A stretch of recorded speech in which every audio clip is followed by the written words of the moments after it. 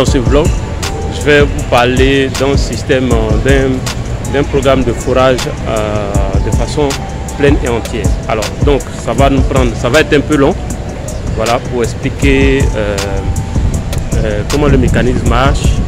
Alors, encore une fois, il est à peu près 19h moins à Singapour, donc 11h en Côte d'Ivoire, et je fais cette vidéo là rapide, une sorte d'information sous forme de vlog, hein, dans la rue. Vous voyez mon micro là. Alors aujourd'hui nous allons parler des opérations de forage. Pourquoi est-ce qu'une compagnie va opter pour le forage, ou pourquoi est-ce que comment va se faire ce forage. Alors donc je profite en même temps pour vous montrer un peu la ville. Donc là vous voyez un tunnel pour rejoindre les deux bâtiments. Vous avez le Ben Cooling, d'accord. Voilà, c'est très joli, c'est vraiment très joli. Ce que vous voyez comme ça, c'est de grands immeubles qui sont très fonctionnels, et c'est vraiment très agréable à voir.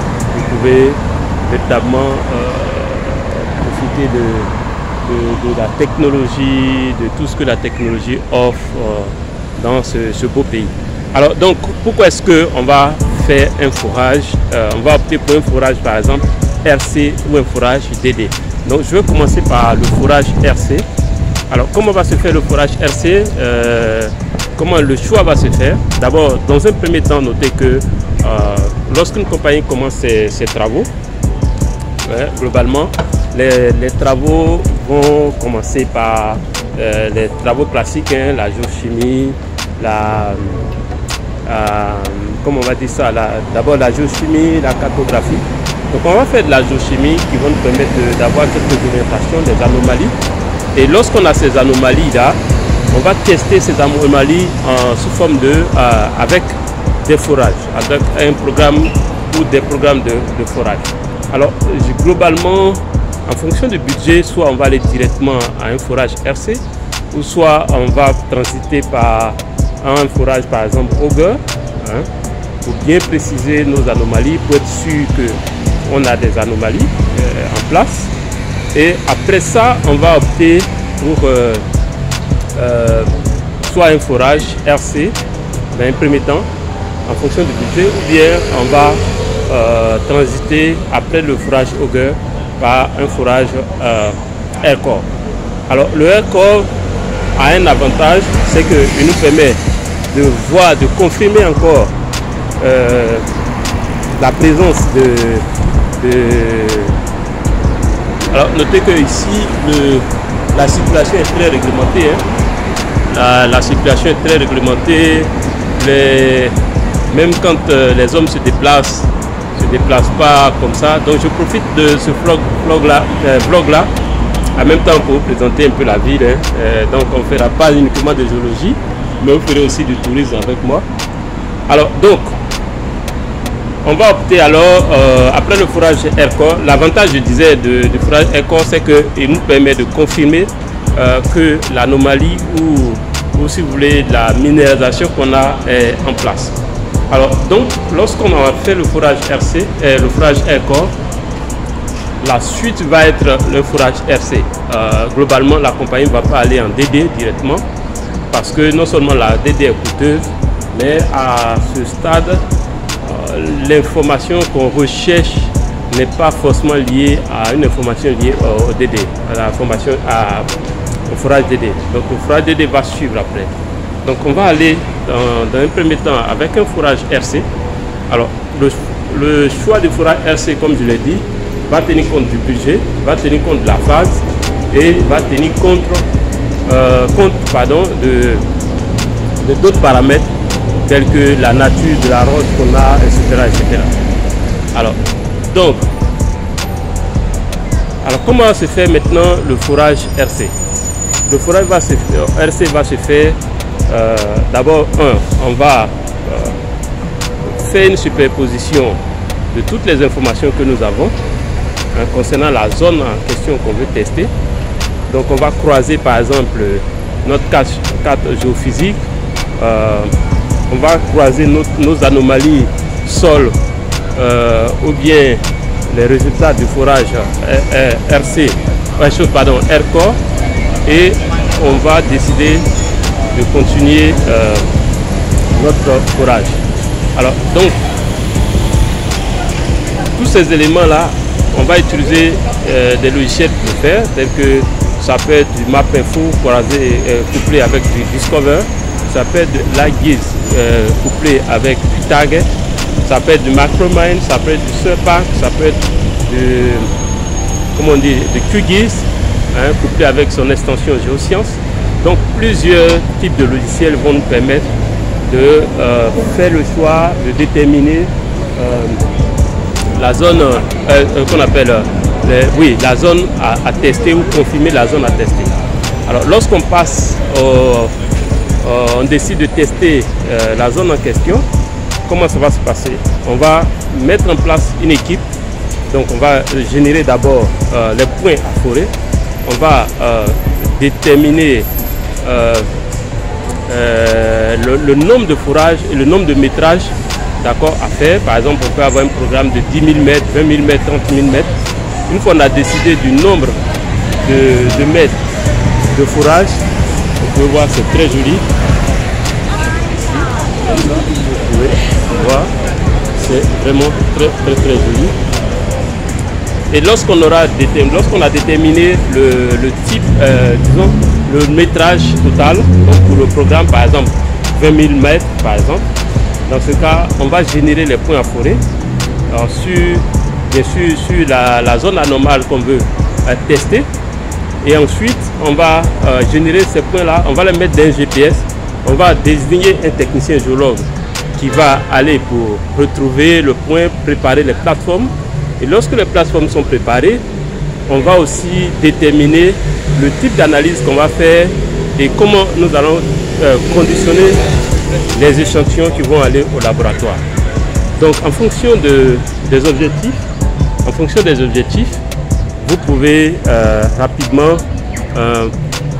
mettre en place ce programme.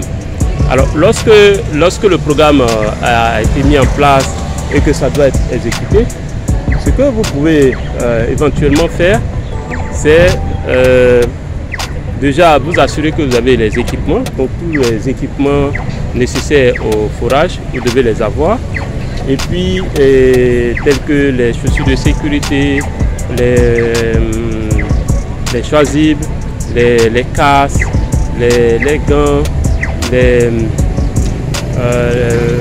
par exemple les diviseurs, tous ces éléments là vous devez les avoir. Et puis mettre en place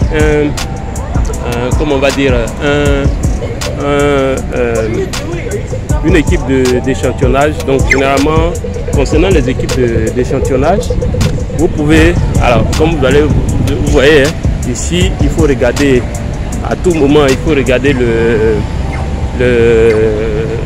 les feux. Donc on ne marche pas n'importe comment. Le pays a tellement de caméras. Si vous faites une petite erreur, ne soyez pas surpris que la police se pointe tout de suite. Donc faites très attention, respectez les règles du pays et tout. Alors donc une fois on a mis en place l'équipe d'échantillonnage, généralement les équipes, on peut avoir par exemple un géologue sur le site, plus un technicien géologue pour l'assister, et prendre 6 sampleurs, donc 2 au cyclone, 2 au diviseur, un qui se charge de laver et de classer, et puis un autre qui aide et qui écrit aussi sur les différents sachets. Alors donc une fois l'équipe est constituée, vous allez passer au forage en tant que tel. Alors lorsque vous êtes en train de faire le forage, il faut tenir compte du fait que les échantillonnages vont se faire et que vous devez veiller à ce que il n'y ait pas là par exemple c'est le centre donc le centre de paix, si on traduit comme ça. Voilà, je suis en centre-ville, c'est vraiment très joli. Vous voyez, tout le monde respecte, regardez les véhicules, tout le monde respecte les règles ici. C'est un pays, comme je l'ai dit, très organisé. on peut vraiment s'inspirer de leur manière de faire ici. Alors notez par la même occasion qu'il y a ici, c'est le pays où il y a le plus de millionnaires au kilomètre carré. Donc vous pouvez facilement croiser un millionnaire dans la rue. Donc sur 10 personnes, si vous prenez 10 personnes, il y a au moins une personne qui est millionnaire ici à Singapour. Alors donc peut-être que je serai compté parmi ces différents millionnaires là plus tard. Donc voilà un peu concernant on continue donc le forage. Une fois l'équipe est constituée, on va s'assurer que le forage se fait en respectant les règles pour éviter les contaminations.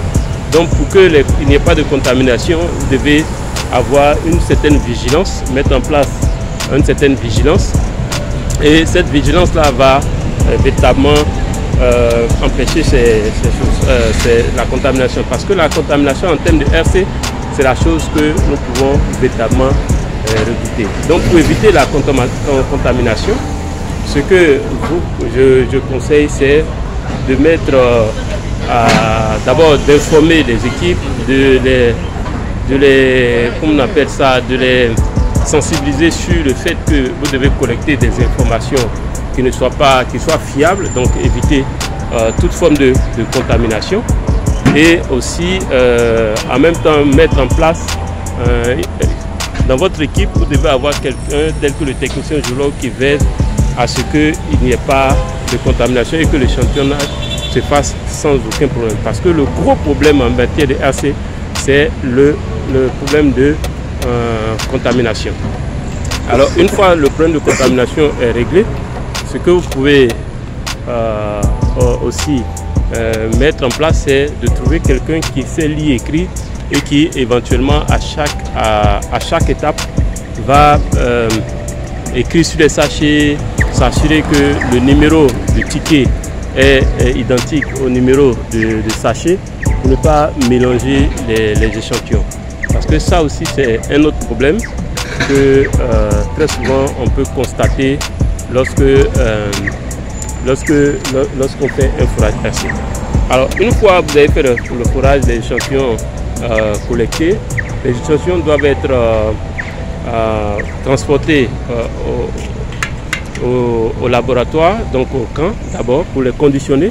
Une fois les échantillons sont conditionnés, vous pouvez les envoyer au laboratoire pour analyse. Alors le conditionnement, il est mieux de confier le conditionnement à une seule personne, quelqu'un qui va être responsabilisé et qui va respecter tout ce qui concerne les règles de conditionnement des échantillons. Alors la règle principale, c'est de faire en sorte qu'il ne mélange pas les échantillons, parce qu'il va insérer des standards. Donc lorsqu'il installe ces standards-là, il faut qu'il y ait une vigilance accrue. Il faut qu'il prenne la photo lorsqu'il met, avant d'effacer le numéro du standard et mettre le standard dans le sachet, il faut qu'il prenne d'abord la photo. Donc il va mettre le standard sur son sachet avec le ticket à côté, prendre la photo. Le but est de s'assurer qu'on ne mélange pas les différents standards. Alors voilà un peu le processus. Et donc une fois que les échantillons sont transportés au laboratoire, en ce moment, on va attendre que les résultats arrivent. Une fois les résultats sont là, ce que nous pouvons faire, c'est véritablement d'interpréter ces résultats et faire la décision. C'est-à-dire, est-ce qu'on continue le programme, est-ce qu'on étend, on amplifie, etc. etc. Alors, c'est à la suite d'un certain nombre de forages RC qu'on met en place qu'on va véritablement mettre en place un programme de forage DD. Alors, si cette vidéo vous a plu, voilà, ça fait presque 9 minutes 15 de cette petite formation gratuite et rapide. Alors, si cette vidéo vous a plu, faites-moi un gros like et partagez au maximum. A très bientôt, à ciao. C'était Kwasi Justin depuis les rues de Singapour.